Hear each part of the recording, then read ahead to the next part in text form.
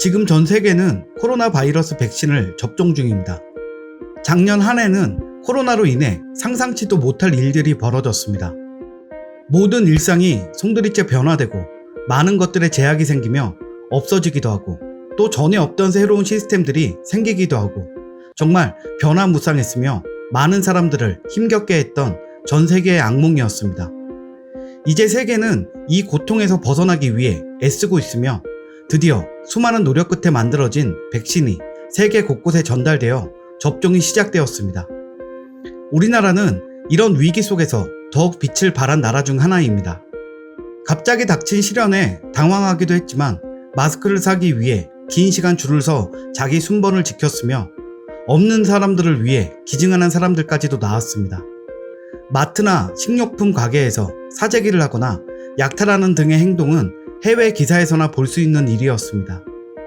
국가에서 내려오는 방침을 철저히 지켜가며 거리두기, 인원 제한, 마스크 착용 등 모든 것들을 서로 함께 지켜나갔고 현재까지도 조금만 더 참고 이겨내자 라고 서로 격려하며 코로나의 종식을 기다리고 있습니다. 이런 말도 안 되는 상황에 대처하는 대한민국 국민의 침착성과 어려운 가운데서도 서로를 배려하는 민족성은 세계 최고라고 해도 과언이 아닙니다. 이렇게 기다려온 코로나의 종식은 코로나 백신을 통해 구체적인 방법이 나오게 되었습니다. 우리나라는 백신 접종을 위해 세계 최초로 최소 잔여형 주사기라는 것을 만들어내기도 했습니다. 기존 주사기에서는 주사기에 남아있는 약의 잔량을 버려야 했지만 최소 잔여형 주사기는 잔량을 만들어내지 않는 주사기입니다. 그래서 이 주사기의 개발로 인해 한 병당 6회 접종이 가능한 화이자 백신을 7회 접종하는 것을 가능하게 만들어내기도 했습니다. 여기에 또 한 번 세계를 놀라게 한 한국만의 시스템이 나왔습니다. 바로 잔여 백신 예약 시스템입니다. 이 시스템은 SNS에서 연일 소개되며 화제가 되고 있습니다. 정부가 이런 방식을 도입한 건 잔여 백신을 정해진 시간 안에 쓰지 못하면 폐기해야 하기 때문입니다. 아스트라제네카는 한 병에 10명에서 12명이 접종할 양이 들어있는데 개봉한 뒤에는 최대 6시간 내에 써야 합니다. 그 안에 사용하지 못하면 남은 양은 폐기해야 하므로 순차적인 접종으로 인해 백신 맞기를 원하면서도 맞지 못하는 사람들이 있는 상황에서는 너무 안타까운 일이 아닐 수 없습니다. 이것들을 개선하기 위해 마련된 잔여 백신 예약 시스템은 그야말로 획기적이며 대단한 아이디어라고 칭찬받을 만한 것입니다. 하지만 이런 좋은 아이디어도 쓸 수 있는 사람만 쓸 수 있습니다. 이것이 바로 한국이 유일하게 이 시스템을 쓸 수 있는 이유이기도 합니다. 첫째, 한국은 IT 강국이기 때문입니다. 잔여 백신 예약 서비스는 네이버, 카카오 등 플랫폼을 통해 인근 병원의 잔여 백신 정보를 지도로 확인한 뒤 본인 인증을 거쳐 예약할 수 있게 되어 있습니다. 그래서 인터넷 보급률이 높지 않고 국민의 디지털 이해와 활용 능력이 높지 않으면 어림도 없는 제도인 것입니다. 이웃 국가 일본은 부러운 시선을 숨기지 못했습니다.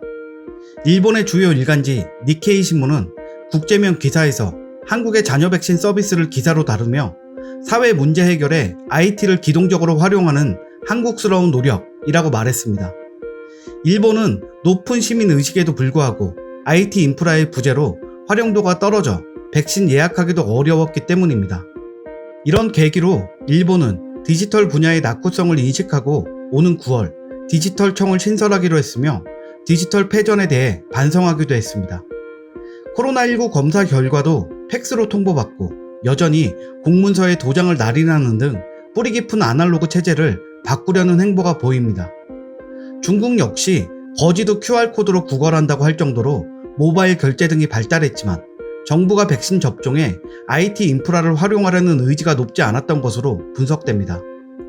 둘째, 이 서비스의 출발점이라고 할 수 있는 작년 마스크 대란 해결에 일조한 공적 마스크 잔여량 안내 서비스입니다.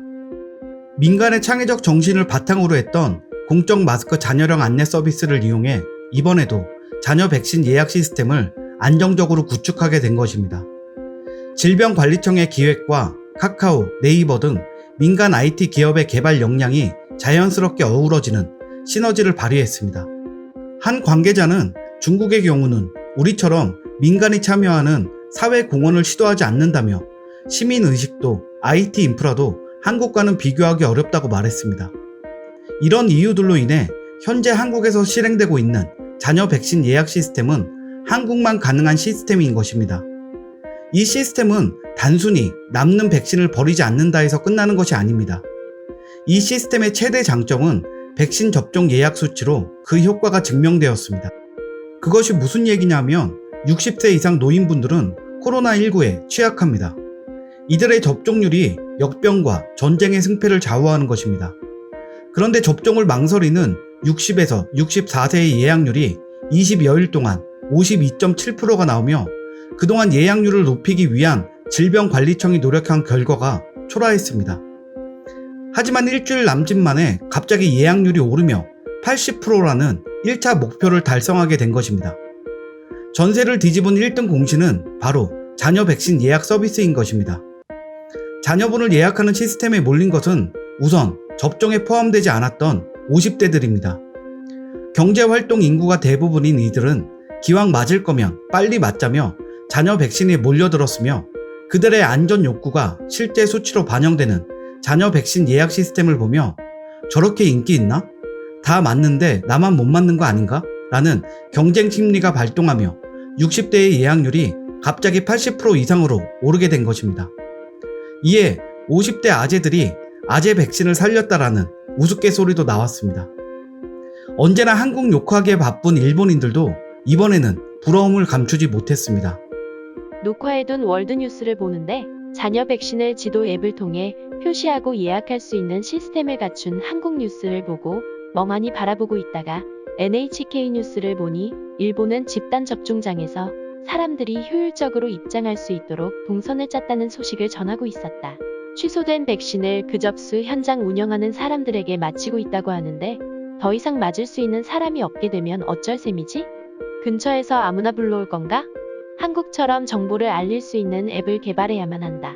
한국은 앱을 통해 현재 있는 위치 근처에 자녀 백신이 있는 의료기관이나 접종회장을 표시하여 그 앱으로 그대로 예약까지 가능하다. 일본은 도저히 할 수 없는 시스템이군. 옆나라 한국에서는 카카오톡으로 코로나 감염자를 추적할 수도 있고 자녀 백신을 지도를 통해 예약까지 할 수 있다고 한다. 모든 부분에 있어 뒤처진 무능한 일본의 리더는 생각할 수 없는 아이디어다. 어쩐지 불쌍하다는 생각까지 든다. 한국에 자녀 백신이 있는 위치를 표시해주는 앱이 있다는 것을 알고 놀랐다. 폐기율을 0으로 그리고 조금이라도 코로나 환자를 줄이려는 그러한 노력에 감동했다. 이것은 반드시 일본도 배워야 한다. 고령자의 접종이 끝나면 현역 세대의 차례가 올 텐데 일하는 세대에서는 분명히 접종 취소가 되거나 날짜 변경이 되는 경우가 일어날 것이다. 그때를 위해서라도 지금 당장 준비를 시작해야 한다. 오래간만에 정확하고 제대로 된 인식을 갖고 댓글을 다는 일본인들을 보니 마음이 좀 편해지네요.